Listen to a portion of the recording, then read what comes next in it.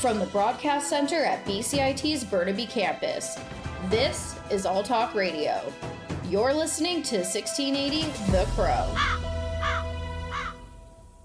Good afternoon and welcome to your 1:30 p.m. news update. I'm Madison Buckingham and you're listening to 1680 The Crow. Here's a look at what is happening in the world today.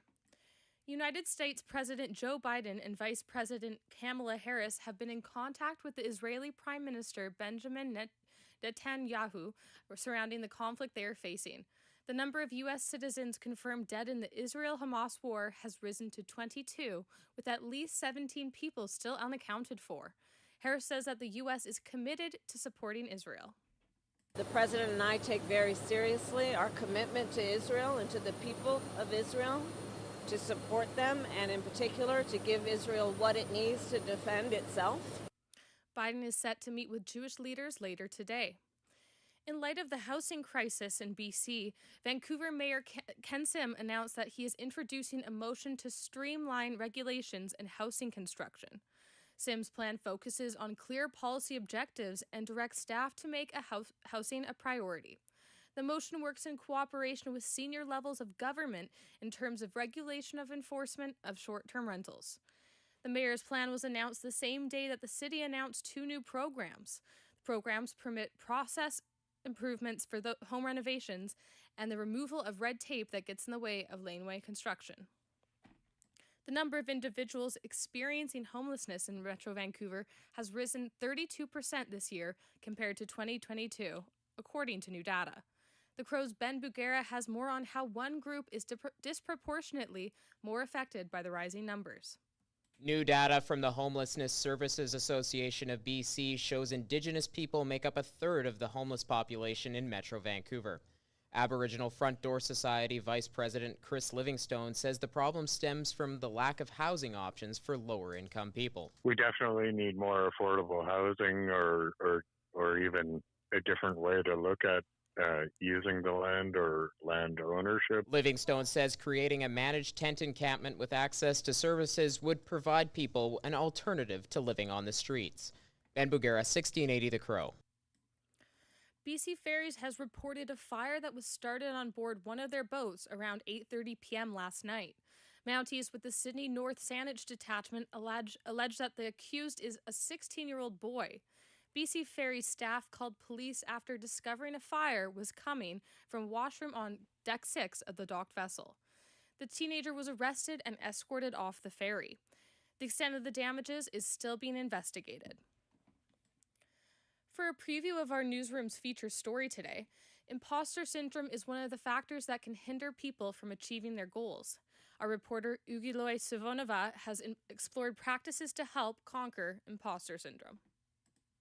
Imposter syndrome is a psychological phenomenon where individuals feel like frauds, worrying that others will discover they're not as competent as they seem. It can lead to self-doubt, anxiety, and a lack of self-confidence, affecting one's professional and personal life. Dr. Nancy McKay, the founder and CEO of McKay Forums, helps other CEOs overcome feelings of unworthiness. How to overcome it is reach out for help is definitely a strategy. The other is I do daily meditation, and I have for over 25 years, and that really helps me stay focused on the here and the now and not listen to self-doubt, but really focus on what are my goals and what do I want to accomplish. And I would say the third thing is a daily mantra. By implementing these practices, people might gradually overcome imposter syndrome and can build a healthier self-perception. I'm Ugiloy Sivonova, 1680 The Crow. Stay tuned to hear the full interview later today. This has been your news to 1:35 p.m. Thanks for tuning in. We'll be back at 2 p.m. with an update. I'm Madison Buckingham, and you're listening to 1680 The Crow.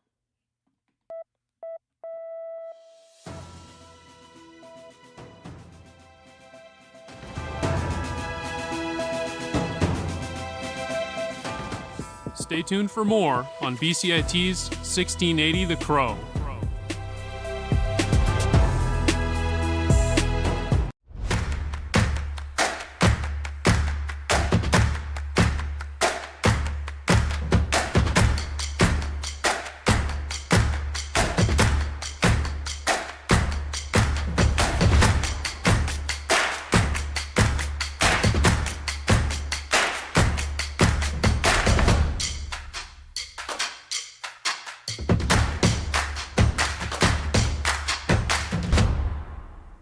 everything is changing to digital. Everything is online. People aren't just waiting for the 6 o'clock news anymore. People want their news right now. They want to be able to go onto their smartphone, onto the internet, and see the news that they want to see.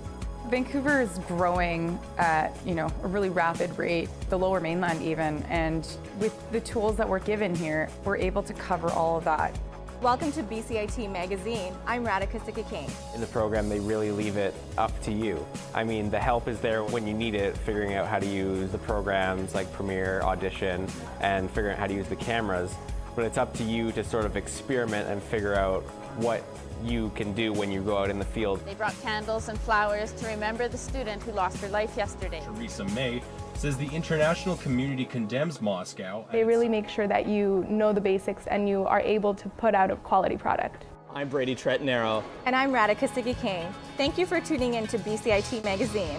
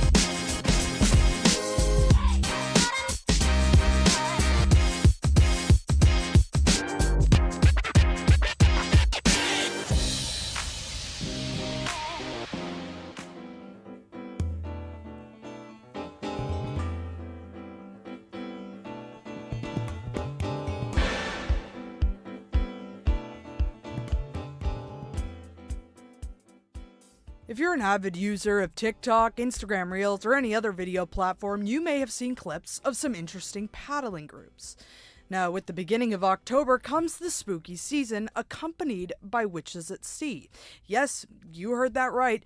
Dozens of paddleboarders, kayakers, and other water sport enthusiasts take to the seas every fall, dressed as witches. Though this paddle originally began in California, it's made its way across the U.S. and more recently to Canada.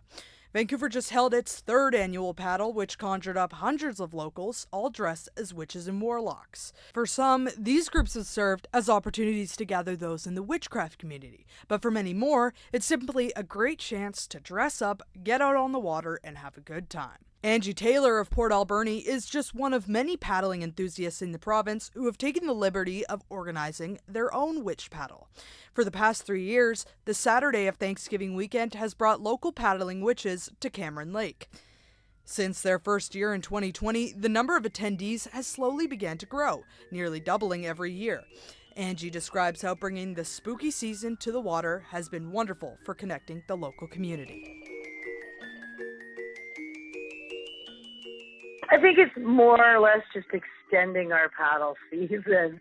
I just thought it was really neat when I seen it. I'd been paddleboarding for a couple of years, and I'd seen that, in some parts of the States where it was warmer come October, they were doing it right up on Halloween. So it was a nice kind of thing to do to celebrate that holiday. Of course, we're pretty cold by then. So I thought, well, maybe Thanksgiving's a good time to do it because especially at our locale there at Cameron Lake, lots of traffic goes by on the highway, and it's such a beautiful lake, especially in the fall with all the colors, that we thought, let's do this. And so our first year, I think we were only about 8 people, and then our second year we were almost to 20, and then this year I think we had 26. So it's growing definitely. It's not really an event that I didn't make an event page on Facebook or anything. I just kind of posted on, the local Parksville, Qualicum, Port Alberni chatter sites and event pages that, hey, anybody that wants to join, there's no structure. We're launching at noon. Do a couple laps. Stay as long as you want or as little as you want. What kind of, did you see this initiative in other places, like locally, and you're like, man, we need one in Qualicum or we need one in this area? I'm from Port Alberni, so I really like going to Cameron Lake to paddle. It's really beautiful, and there's not a lot of boat traffic on it. So we'd always gone down there and paddled anyways. So I'd seen it online all over. All the pictures looked so neat, witches dressed up, and sometimes it's foggy and spooky. And so I just kind of organized some of my friends that first year and said, hey, anybody interested in dressing like witches and paddling on Cameron Lake, seeing if we can get the trucks to honk. So that was our first go at it, and it was quite successful. The first year wasn't very warm. Last year was, of course, beautiful. This year was, of course, beautiful. You got to be prepared for the weather, and you got to make sure your costume is swimmable. If you fall in the water, you want to be able to get back on your board. Yeah, that's kind of what I was thinking about. It's like, what happens if you fall in and you got this big cape on or. Yeah, and we've kind of, cautioned people about it. We're pretty small, and I would hate to be responsible for anybody's safety. That's why I haven't really made it an event page or a sanctioned event or anything. It's like, hey, we're doing this, and if anybody wants to come join us, you're welcome to. So. That's fantastic. And this is, you kind of spoke a little bit about the numbers, but this is the third year you've done this, and how is this kind of, especially coming out of COVID, you would have started this in 2020. How has this been really cool to bring the community together? Well, that was the great thing about paddling during COVID. You didn't have to be close to each other. You could all show up in your own vehicles and launch your boat. And even when we're paddling now without the worry of COVID, we're still 4 or 5 feet away from each other talking as we're paddling. So it was something we could all do, show up at that site at an arranged time and not have to worry about traveling and being in the same car or anything like that. So, and I think I bought my first board in 2018. So, been showing a lot of my friends. and then showing a lot of their friends and taking people out, teaching them, and getting more and more. I call it my flotilla now because so many of my friends and acquaintances have all bought boards, and so we have a group chat for this Cameron Lake Witches Paddle, just on Messenger on Facebook. I started it, and I just add people that are interested, but we use it all year.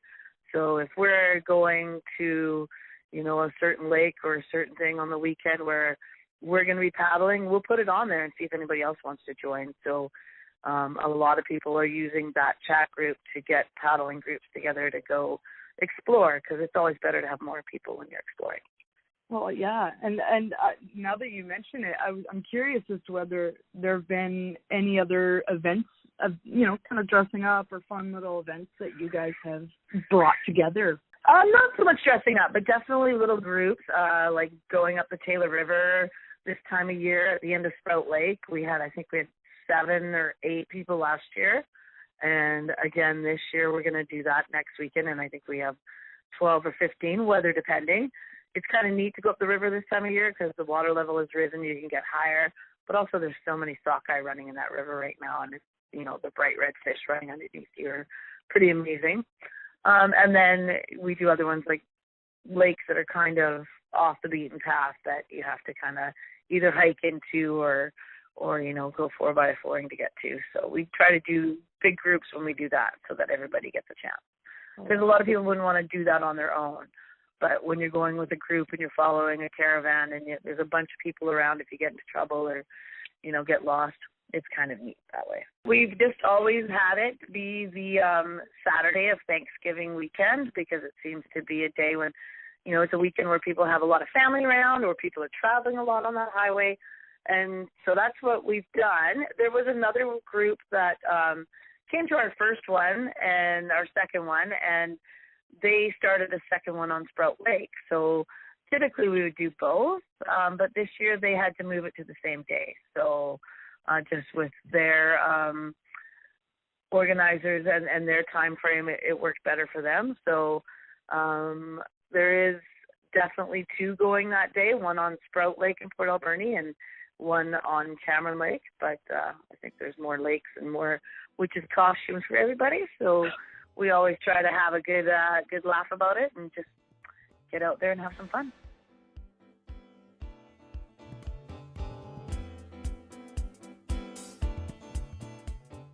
That was Angie Taylor, paddling enthusiast and organizer for a local witches paddle. Thank you for listening to today's edition of For the Record. I'm Sonia Kutenbrauer, and you're listening to 1680 The Crow.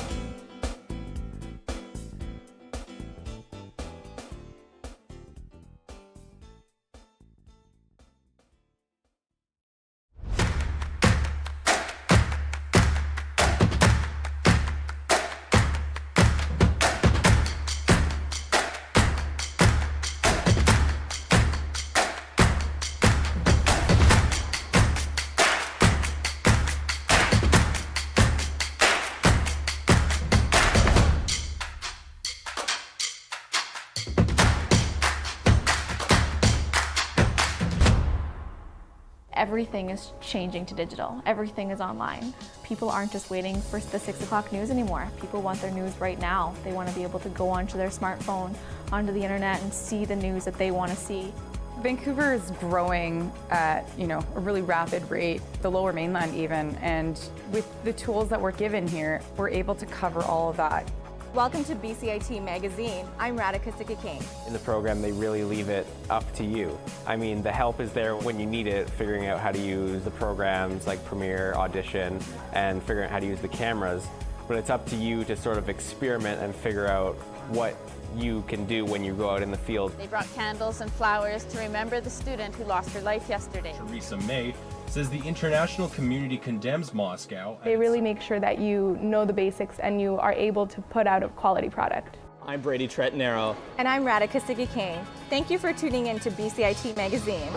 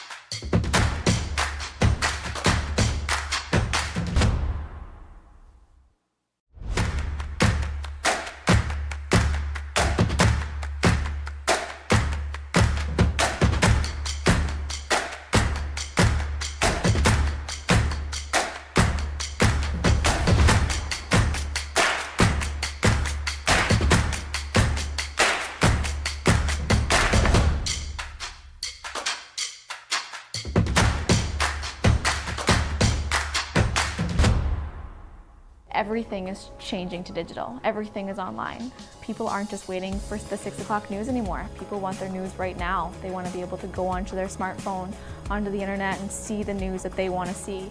Vancouver is growing at, a really rapid rate, the Lower Mainland even, and with the tools that we're given here, we're able to cover all of that. Welcome to BCIT Magazine. I'm Radhika Sikki-King. In the program, they really leave it up to you. I mean, the help is there when you need it, figuring out how to use the programs like Premiere, Audition, and figuring out how to use the cameras. But it's up to you to sort of experiment and figure out what you can do when you go out in the field. They brought candles and flowers to remember the student who lost her life yesterday. Theresa May says the international community condemns Moscow. They really make sure that you know the basics and you are able to put out a quality product. I'm Brady Tretnero. And I'm Radhika Sikki-King. Thank you for tuning in to BCIT Magazine.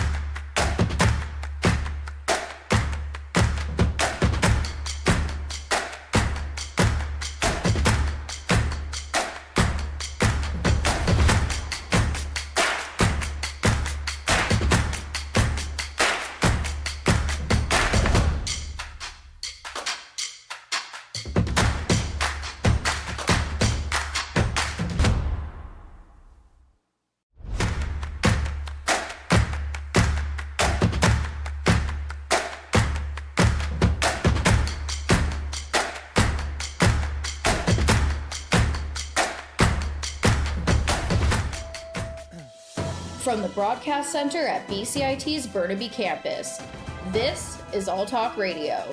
You're listening to 1680 The Crow. Good afternoon, Burnaby. I'm Chris Koo here with your 2 p.m. news. October is prime mating season for spiders, and our reporter Brooke Jensen tells us about how misconceptions about these creatures lead to more fear. Entomologist Catherine Scott conducted a research project on media reports on spiders. Her findings? Every single outlet reported at least one misinformation. She says that this only adds to the reasons that people are so afraid of spiders, and misdiagnose other medical issues as their bites. In reality, BC only has one potential dangerous spider, the black widow, which is shy by nature and will not bite unless it's absolutely necessary. Brooke Jensen, 1680 The Crow. Our reporter Brooke Jensen from BCIT is here with us today to dig deeper into the spider's origin. So Brooke, where did these spiders come from? Hi, Chris. So these spiders came from mainly Europe and Asia, mostly Europe, and they came about 100 years ago and have slowly made their way across Canada and North America. Right. Has there been any findings involving these spiders and agriculture? There has actually. They've been seen to be eating insects that typically eat our food and our crops. So it's actually being beneficial to farmers who are selling their food to grocery stores. Right. Thank you so much, Brooke, for tuning in with us today. Have a nice day. The Jewish Federation of Ottawa says a Canadian citizen, Adi Vita Kuplan, was killed by Hamas militants in Israel. CEO Andrea Friedman says Vita Kuplan's family wants her to be remembered for the person she was and not for how she died. And so Adi's family was willing to have me share her story so that you can have a face of one of those 1,100 Israeli families who are in pain right now, who are shattered, all because of the terrorist entity Hamas. At least 2,300 people have died so far in the violence after Hamas conducted surprise attacks in Israel on Saturday as Israel retaliates with airstrikes on the Gaza Strip. The number of U.S. citizens confirmed to have been killed in the Israel-Hamas war has risen to at least 22, with at least 17 unaccounted for. Secretary of State Anthony Blinken is traveling to Israel to deliver a message of solidarity and support for the country. He says they are working on securing the release of Americans. I'm going with a very simple and clear message on behalf of the President of the United States and on behalf of the American people. And that is that the United States has Israel's back. We have the back of the Israeli people. We have their back today. We'll have it tomorrow. We will have it every day. The U.S. is in active conversations to allow for safe passage out of Gaza for civilians. U.S. President Joe Biden and Vice President Kamala Harris spoke by phone with Israeli Prime Minister Benjamin Netanyahu about the conflict with Hamas. Biden is set to meet with Jewish leaders later in the day. Harris says there is no justification for terrorism that is happening in Israel. The President and I take very seriously our commitment to Israel and to the people of Israel, to support them, and in particular to give Israel what it needs to defend itself. The Federal Trade Commission unveiled a proposed rule that the Biden administration says would ban businesses from charging hidden or misleading fees and require companies to show full prices up front, preventing event ticketing companies, hotels and lodging companies, and apartment and car rental agencies from levying surprise or unexpected service charges. President Biden has made the removal of junk fees a priority of his administration. They show up on ticket bills, hotel bills, and utility bills. It's about simple fairness. You know, folks are being tired of being taken advantage of and being played for suckers. The proposed rule would prohibit corporations from running up bills with hidden bogus fees and require honest pricing. The president says junk fees may not matter much to the wealthy. These junk fees can add up hundreds of dollars, weighing down family budgets, making it harder to pay family bills. Businesses are skeptical the end of junk fees will result in savings. The Chamber of Commerce issued a statement earlier this year saying the Washington knows best approach would lead to fewer choices for consumers and make the economy less competitive. Ed Donahue, Washington. Meanwhile, NASA is showing off ancient black dust and chunks from an asteroid that's about 96 million kilometers from Earth. Derek Dennis from ABC News describes in details. Sample material from the asteroid Bennu revealing substances that NASA says could indicate the building blocks of life on Earth. The findings, evidence of water and high carbon content. NASA leadership and scientists at the Johnson Space Center in Houston say while more study is needed to understand the nature of what's been found, the initial analysis offers insight into how the solar system was formed, how life was created on Earth, and what precautions need to be taken to avoid an asteroid colliding with the planet. Derek Dennis, ABC News. Spin Master Corporation, which is known for Paw Patrol and Rubik's Cube, says it is buying the U.S.-based toy company Melissa and Doug for $950 million US dollars in cash. Spin Master CEO Max Rangel says the deal will bring an evergreen line of sustainable wooden toys and help grow revenue. As parents increasingly seek to engage their kids through screen-free open-ended play, we believe Melissa & Doug has the potential to meet their needs. And by leveraging our expertise and culture of innovation, we see tremendous potential to unlock further growth across new channels, formats, and markets globally. Spin Master says it plans to finance the purchase price with about $450 million in balance sheet cash and $500 million in debt financing. About 633,000 invitations to book COVID-19 and flu shots have so far been issued to healthcare workers. People are deemed clinically vulnerable, especially those 65 and older. Pharmacists began administering vaccines Tuesday, and invitations to book are expected to roll out incrementally throughout the month. 19,000 new appointments were booked on Sunday, with 94,000 booked for this week, according to the Health Ministry. Imposter syndrome is one of the factors that can hinder people from achieving their goals, and our reporter Ugi Savanava has explored practices to help conquer imposter syndrome. Imposter syndrome is a psychological phenomenon where individuals feel like frauds, worrying that others will discover they're not as competent as they seem.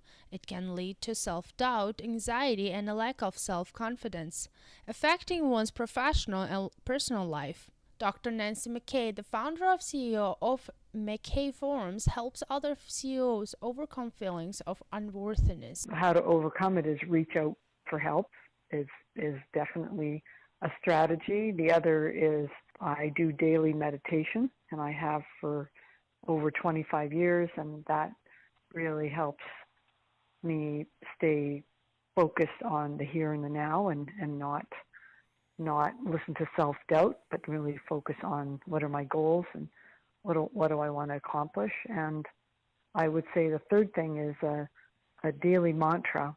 By implementing these practices, people might gradually overcome imposter syndrome and can build a healthier self-perception.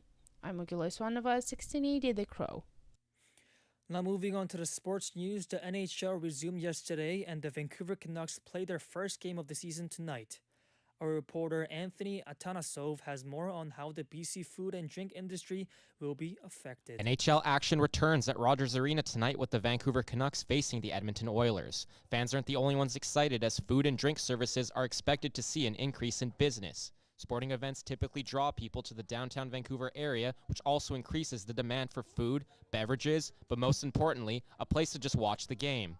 Ian Tostenson, president of BC Restaurants and Food Association, explains the ripple effect the NHL season will have on the restaurant industry. Going to the game and maybe having a snack or dinner beforehand. You'll get the after dinner crowd that goes, our after game crowd that go up, maybe have a drink or beer and celebrate or do whatever.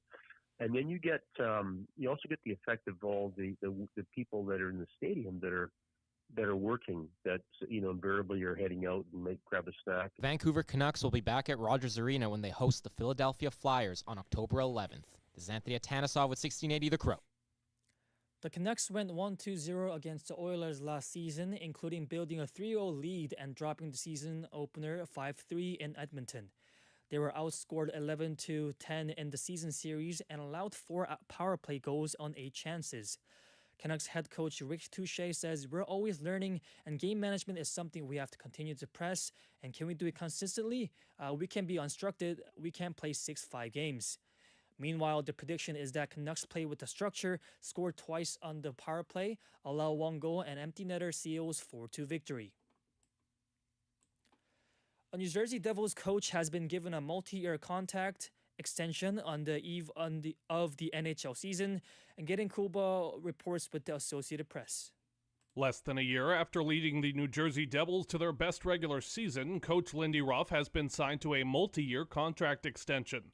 Terms were not immediately available. General Manager Tom Fitzgerald announced the signing on Wednesday, a day before the Devils opened the 2023-24 season at home against Detroit.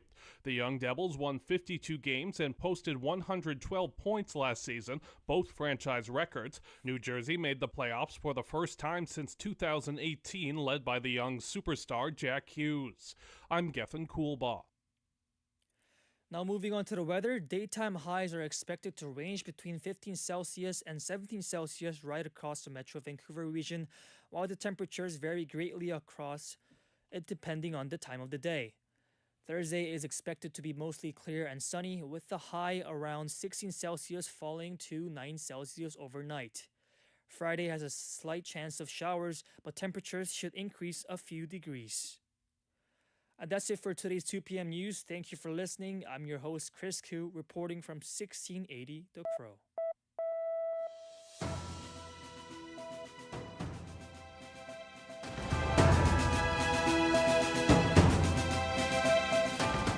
Stay tuned for more on BCIT's 1680 The Crow.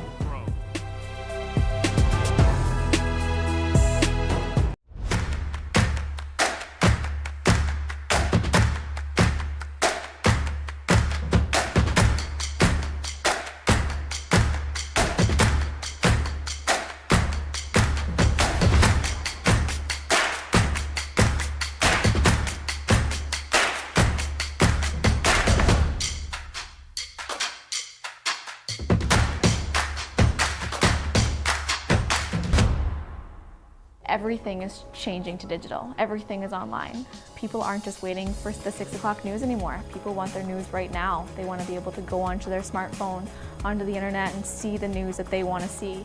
Vancouver is growing at, a really rapid rate, the Lower Mainland even, and with the tools that we're given here, we're able to cover all of that. Welcome to BCIT Magazine. I'm Radhika Sikki-King. In the program, they really leave it up to you. I mean, the help is there when you need it, figuring out how to use the programs like Premiere, Audition, and figuring out how to use the cameras.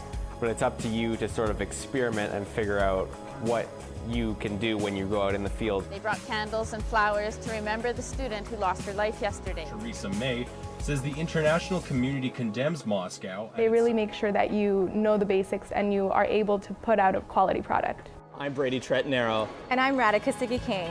Thank you for tuning in to BCIT Magazine.